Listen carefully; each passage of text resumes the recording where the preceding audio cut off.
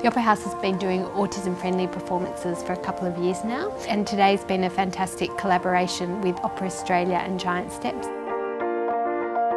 So we have been talking about this for the last 5 or 6 months. A lot of work has had to go into preparing the students, from the sensory toys we need to buy and purchase through to the types of modifications we have to make to the theatre environment, training in front of house staff, and then really understanding all the preparation work that goes into making these performances from the perspective of the school.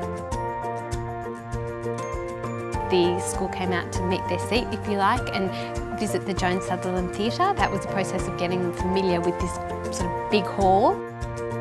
You know, there are times when their anxiety is so high that they can't even move from one side of the room to another. So it was a long process in working through the logistical implications of putting together something of this nature. It's a non-judgmental space that if people have to make noise, if they can't sit still, doesn't mean they're not enjoying the show. That's actually their way of expressing their excitement. I think creating an environment which is really supportive of a child with autism is really helpful. There were kids that sat beautifully during Meet the Seat that wouldn't have normally been able to sit down for more than 2 minutes. We had the performers come to Giant Steps, which is brilliant. The children had more of a sensory experience, so we had a lot of children that were going up to the performers and touching the skirt and looking underneath and seeing how many layers.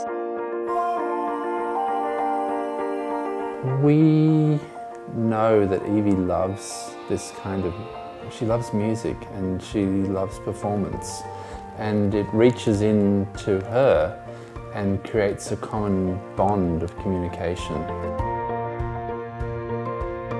We had a lot of sensory considerations, so we worked with headphones and chewies and fidget toys. It's not only the theatre and the sound and lighting, although that is a big component, but it's also the logistics of being able to transport the children. In the case of the Joan Sutherland Theatre, we had a number of sets of stairs. One strategy that we did come up with, each child would have a ticket that they would take up the stairs. There were 3 checkpoints, so at each checkpoint they would receive a star on their ticket, and so that gave them increasing motivation to be able to move from one place to another. That worked particularly well, and we know that that is a strategy that we can incorporate into the actual performance itself.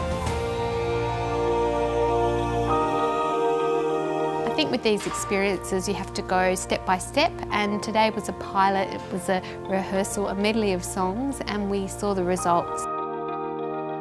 It was a small excerpt from the production of The King and I. So when they came today, it was really an accumulation of all of that preparation. I personally think that it went very, very well. I think not only the teachers and the crew and the cast were very smiley, but I think also the kids were very happy to sit through the short performance and enjoy the music. It has completely dominated all of her imagination.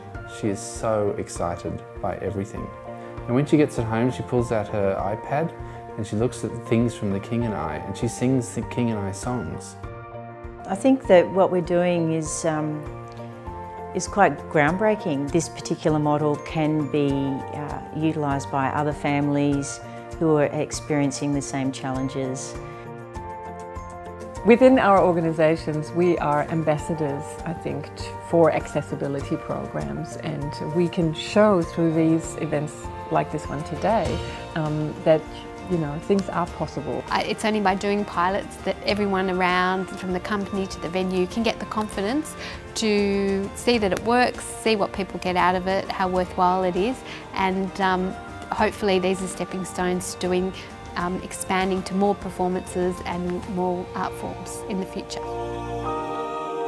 I think for many, many people autism is such a mystery, and I think we have gone through the last few weeks to see that that world has opened up for us a little bit. It's not that kids with autism, I think, don't appreciate what they're seeing. It's that they really appreciate it, such that they might run around or shout or do something that would make other people uncomfortable. I hope that today was not just a performance for the children, but will also add to their well-being and their access to the performing arts into the future, and that we're opening up these opportunities and showing that it is possible and creating new opportunities for these families. They go home, they've got their little tickets now with the stars on them, they can take them home to their families. This sort of experience really matters. I think it bonds you together, and it teaches and shows a child with autism that playing with other people, even if they're adults, is fun, and that interacting with others is fun. And if you can find a way in there, then it becomes normal and it becomes something that they look forward to.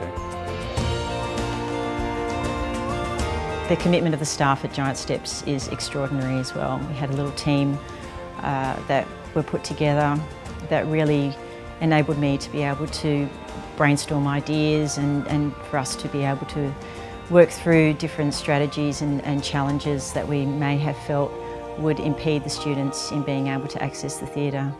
And it worked beautifully. We were very happy. Yeah, I'm very happy. Along the way, we have all learned an incredible amount and gained insight into how our three different companies and organisations work as well. It's massive. It has the implications of being able to come to a performance like this and then have that experience generalised in other settings, other performances, has a ripple effect that just enables a child's world to open up exponentially. We can, with little resources, but by partnering with other companies, with other organisations, we can make things happen. The fact that a little girl who loves ballet can go to the ballet. A little girl who loves seeing a show can see a show with beautiful songs and colour and movement that tells a story, a fundamentally human story.